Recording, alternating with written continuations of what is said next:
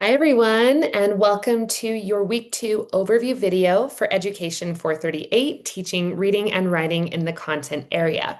As you can see, I'm in a different location for this week's video. We're actually at my house, so maybe my animals will make an appearance, maybe not.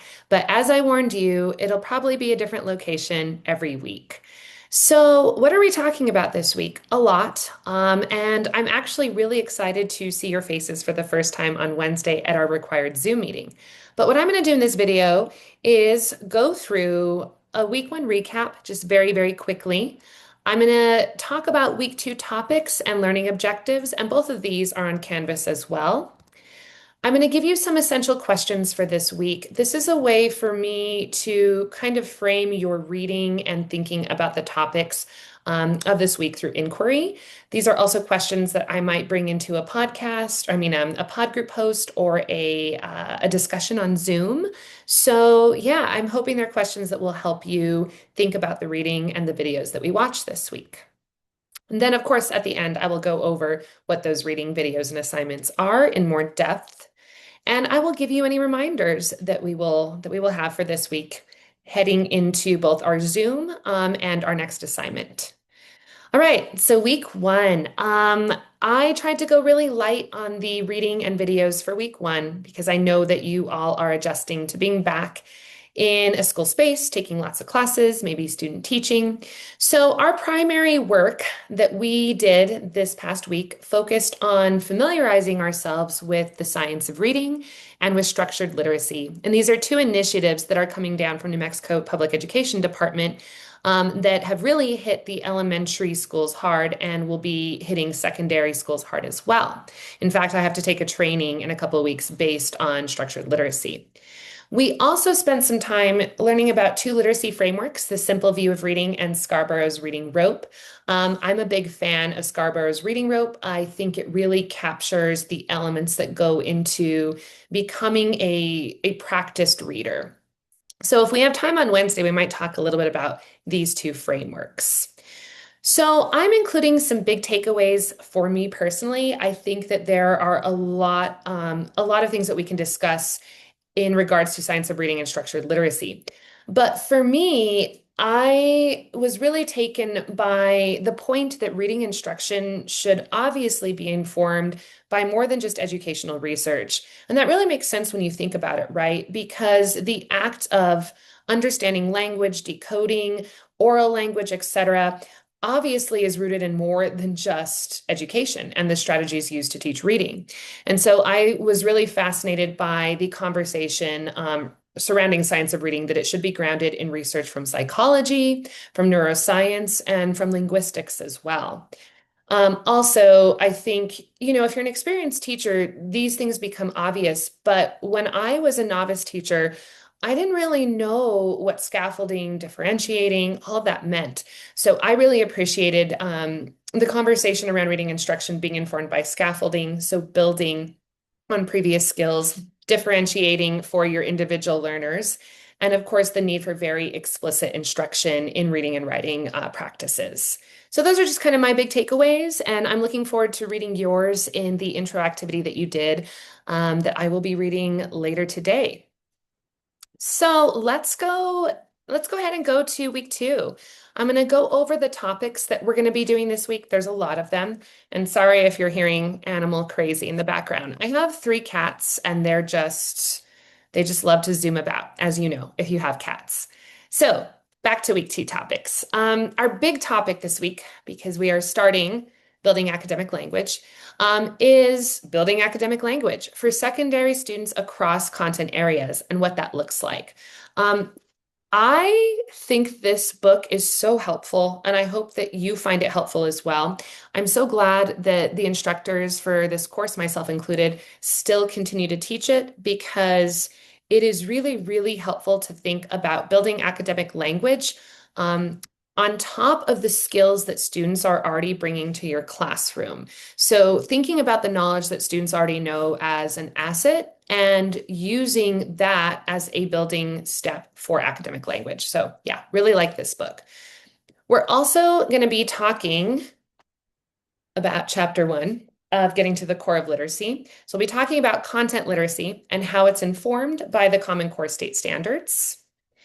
We will be talking about backward design for curriculum and unit planning. This is something that we'll be talking about a lot this semester because it's going to inform the unit plan that you do.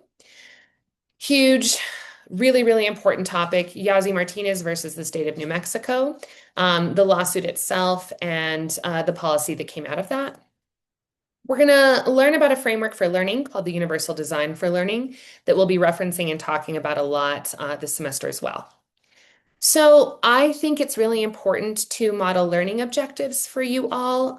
It's something that even when I teach at the middle or high school level, I always start off a class with learning objectives, just so students kind of know what the goal is, right? So we have several for this week. You will consider what academic language is and how to build it within your content area of instruction. And particularly, like I said, Chapter 1 of Building Academic Language will help you meet this objective. We'll explore connections between content literacy, the Common Core state standards for literacy, and what I love about this book, we will connect those to the educational philosophies of Dewey, Bloom, and Gardner through engaging with the first chapter of getting to the core of literacy. There's a brief informational video that I included as part of this week as well that will explain content literacy, I think very clearly and succinctly. You will familiarize yourself with two frameworks that we'll be using to inform our own curriculum and unit planning throughout the semester. And this is, of course, backwards design and universal design for learning. And I've got some informative videos and graphics and models of that for you to explore and engage with. And then finally, we'll examine the Yazzie Martinez versus State of New Mexico lawsuit and implications, aligning what we're reading about academic language, about content area literacy with multicultural, multilingual education that should be at the heart of all of our classroom instruction, not just here in New Mexico, but everywhere. So let's talk some essential questions. What do I want you to be thinking about? What inquiry do I want you to engage in as you're exploring our readings and our videos this week? Well, the first thing that you are going to notice about this week's reading is that in order to teach academic language, it's important to be what I'd call almost a practitioner linguist. So what does it mean to be a practical educational linguist? Now, I know that we're not necessarily linguistics majors or master's students or PhD students, but we can still know enough about how people acquire language, both oral and written, etc., to be able to teach it. Oh, my dog's over here. Oh, there she is. Sorry, told you, I get distracted. But yeah, I mean, what do we need to know about the structure and acquisition of language in order to be able to teach it to our students, to teach reading and writing skills to our students, to teach what it means to build academic language on top of the various other discourses that we pull into the classroom? So that's something that I want you to think about this week as you're reading. This is so important. How do we validate the thinking processes and languages, the funds of knowledge that our students bring into the classroom? How do we consistently validate those while still explicitly teaching new forms of language, in our case, school or academic language? This is a question that I think should drive our discussions and conversations, not just this semester, but as we continue as teachers in whatever area we're teaching in. So really important question there. Keep it in mind as you read, as you engage with videos and content this week. Within the framework of the Common Core state standards, how are all teachers across all content areas responsible for building students' reading, writing, and multiliteracy practices? With the adoption of the Common Core, right, it is no longer up to English language arts teachers alone to teach these literacy skills. So I'm going to be asking you to think about, okay, what does reading and writing look like in a ceramics class, in a drama class, in a PE class, in a woods class, in an automotive tech class? So going beyond just reading and writing as something that we do in English to thinking about reading, writing, multiliteracies as something that we continuously teach across all content areas. What is backwards design? You're going to learn a lot about backwards design this week and really just going forward. So, there are a ton of models for curriculum and lesson planning, unit planning out there. We're going to be focusing on backwards design a lot in this class. So, as you're learning about it, I want you to think to yourself, okay, how do you see this type of curriculum and unit planning benefiting you, benefiting your students? As future New Mexico educators, why is it essential to understand the Yazzie Martinez lawsuit and the policy that has stemmed from it? And once again, how can you connect this to everything we're learning about academic language acquisition, about content literacy, and about honoring the funds of knowledge that our students come into the classroom with? So make those connections as you're reading and exploring what happened within this lawsuit and everything that's come since or come from it since. And then, yeah, this is the big synthesis question, right? What connections can you make across our readings, our videos, our content this week? How does the universal design for learning model speak to what we're learning about academic language, cultural multilingual relevancy, content literacy, backwards design, etc.? So we've got a lot of different readings and videos coming our way this week. And I think it's always important to try to make connections between them because they all, I hope I've kind of picked them so that they all inform each other, interrogate each other, build on each other, etc. So that's that. I'm going to get out of this screen very quickly and pull up our week 2 overview. So you know on Canvas, under our modules, this is what you want to view first. It has the topics that I discussed. It has our objectives. It will have this video on here as well. Our assigned reading and viewing. So as I mentioned already, we are reading the first chapter of Building Academic Language and the first chapter of Getting to the Core of Literacy. I had an email about annotations. I am a big fan of you annotating in the way that benefits you. I like to highlight, underline, post-it note, but I also have a Google Doc. I'll pull it up here called Ongoing Reading Notes and Essential Questions, where I just keep my notes as I read. But I want you to annotate the way that benefits you, knowing full well that you'll want to bring whatever annotations you take to our Wednesday discussions when we have those required Zoom meetings. You'll also see a page under this week's module called Overview of Yazzie Martinez Lawsuit and Intro to UDL. So you'll want to engage with the content and videos on that as well. So, required Zoom meeting this Wednesday, August 27th from 5 to 6. Here's the link. I usually will try to be on there about 5 to 10 minutes before it starts. So, if you want to pop in and just kind of introduce yourself and say hi before the class actually starts, I would love that.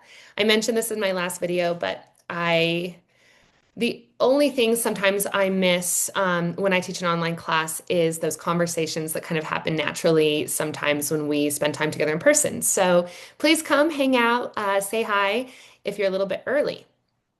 And week 2 assignments, your pod group post is due Sunday by 11:59 p.m. This is going to be included under this week's module, but, and I will say but, this is going to take me to my reminders. I'll switch back to this real quick.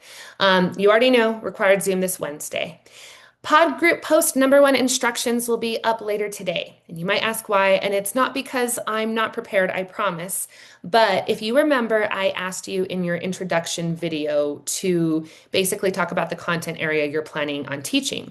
Our pod groups are going to be aligned with that content area. So I'm going to try to sort you into groups with people who are teaching similar content areas or will be teaching similar content areas to you.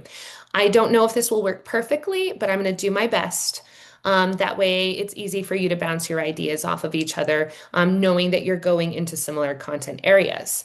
Wednesday Zooms will be almost the opposite. We're all just kind of do random breakout rooms so that we are talking across content areas about larger topics in this class. So I'm going to stop sharing my screen and just tell you that once again, I'm really excited to see all of your faces on Zoom this Wednesday. I hope that you had a great first week back. I hope that you were excited about the material that we're going to be talking about in this class. I guess we'll see where I'm Zooming from on Wednesday. Will it be here? Will it be elsewhere? My cat's asleep. I'm going to see if you can. Oh, yeah, there he is. All right, I'm going to stop with the animal crazy right now and just say that I hope you all have a wonderful day and that I am very much looking forward to seeing you all. Okay, bye for now.